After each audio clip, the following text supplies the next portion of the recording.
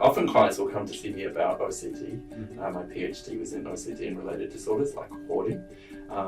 But they don't necessarily come and sort of say, I really want to talk about OCD. Sometimes they do because they've got a referral from their psychiatrist. But often people come and they're really concerned about the types of thoughts that they're having, and particularly what those thoughts mean about them and the world. Do they predict something about that person's safety, or does it say something about the person who they are? People with OCD experience what we call intrusive thoughts. And generally the brain, in order to get your information, needs to come up with something that's really quite scary. So it might be thoughts about the safety of your children.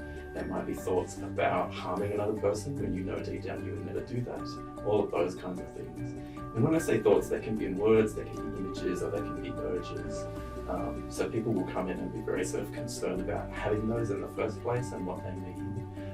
And that's generally a bit of my OCD radar goes on, and it gives me a sense of what they're experiencing is actually just OCD, which is really just the experience of some internal experience.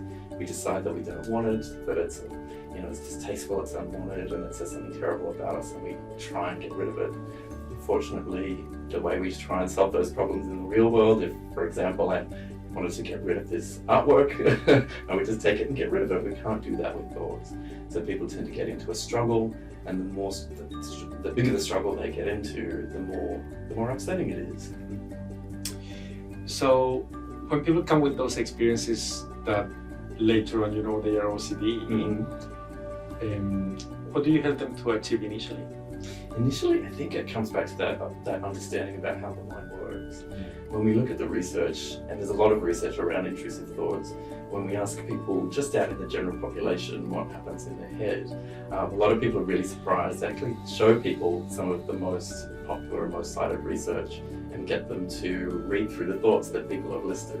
And they're really difficult thoughts. They're, I'm stabbing my partner in the head, or jumping, off a cliff, or crashing my car deliberately into a tree as I'm driving.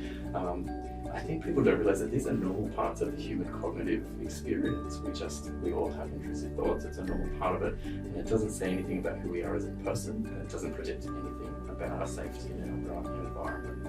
As soon as people start to get a sense of that, I think, or in my experience anyway, they start to realize that OCD is something that it's manageable, it's treatable, and it's something that they can recover from. People starting to stop what we call avoidance behaviours in cognitive behaviour therapy language.